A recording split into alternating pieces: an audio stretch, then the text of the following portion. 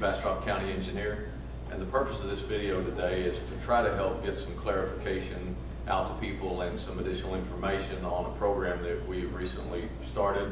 We're doing this together with FEMA, and the underlying purpose for this, for what we're doing, is public safety.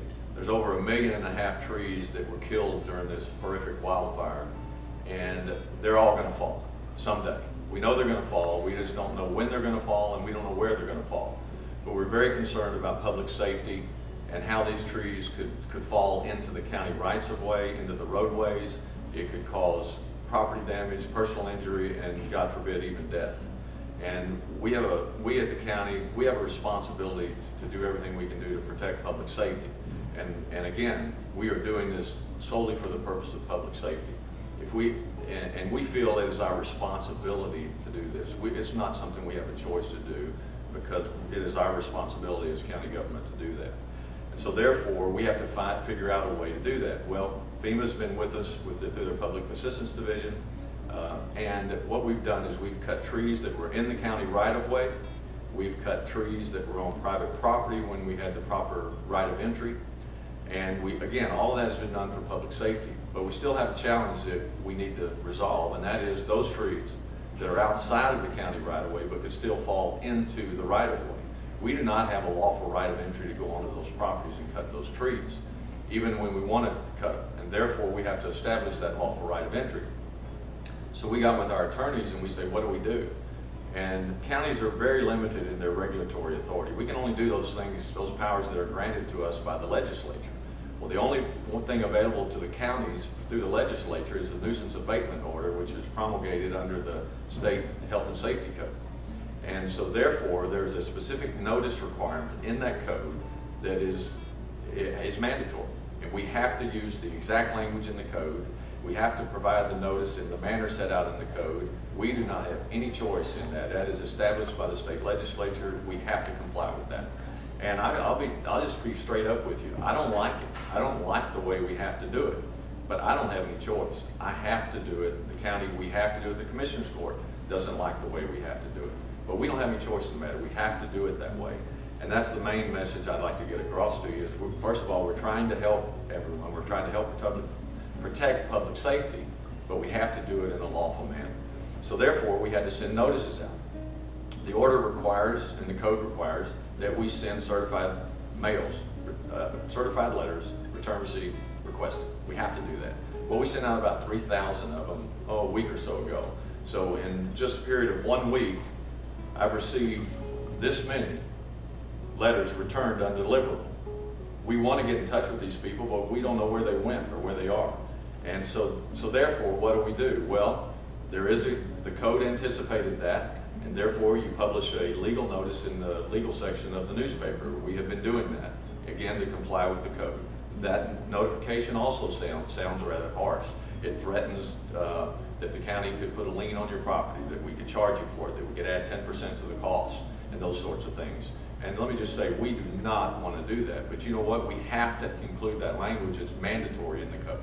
Okay? And some people, we recognize that some people will be offended by that.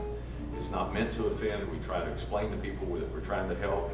And we did what we had to do, whether we liked it or not, because we are responsible for that. So then, here's the way the program will work. We will get lawful right of entry established through voluntary people signing the rights of entries that were included in these certified letters. Many, many people have already signed these and brought them in. Then for those people who don't get this, some people may be overseas, a lawful right of entry will be created through the legal publication.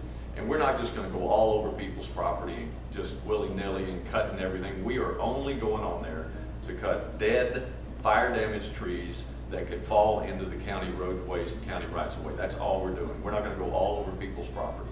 And we are going to be good stewards of funding, and we're going to take care of it. We're going to do everything we can do. We're going to be responsible. And again, we're trying to protect public safety. The timing of this is, again, this is a FEMA program. The county will be reimbursed 75% of the cost of all of this if we do it now while FEMA's here. We have to go out and do a survey of the trees, identify the trees, number the trees. That will occur with a FEMA representative and a representative of the county, one of our contractors, will will go out and do this. That process will begin sometime probably mid-July to late July.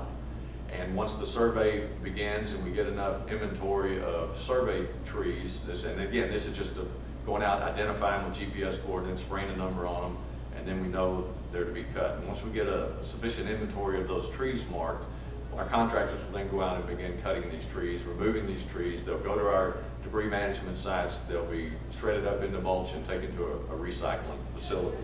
Now, we'll probably begin the actual cutting most optimistically late July, more realistically probably mid-August, something like that. I can't tell you at this point how long that process will take, because we don't know yet how many trees we're going to cut. It could be 20,000 or more trees out here that we'll have to cut. We are also hampered by the presence of the Houston toad. This is a federally listed endangered species. We have to have biologists there to monitor everything. Again, that's a federal requirement from U.S. Fish and Wildlife, because this toad is an endangered species, and so we have to deal with that issue and have been dealing with that throughout the entire fire. And so the bottom line of our message to all of you is that we are trying to help people. We're trying to protect public safety. We're limited in the tools we have available to do that, and we are using the ones that we have to use, because this is the only manner in which the legislature has provided a statute or a law, a regulation that counties can utilize to abate a threat to human safety, to health and safety, and to protect the citizens of this county. This was our option, and we're doing it because we feel a responsibility to all of you.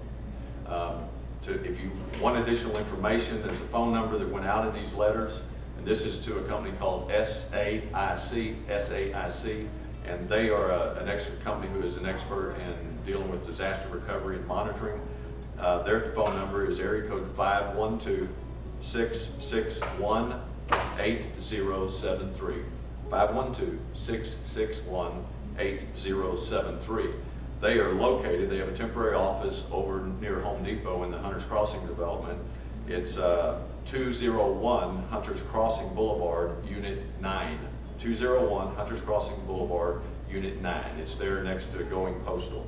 If you need additional information, you can call that number, and I understand there's a lot of calls coming in.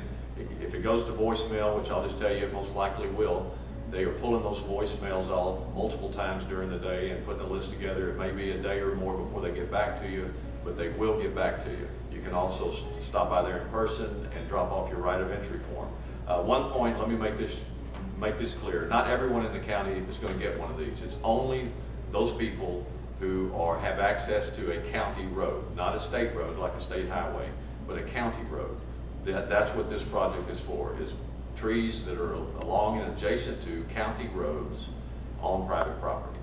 So again, thank you for listening, and we're going to do everything we can help the county do to recover from this disaster. Thank you again.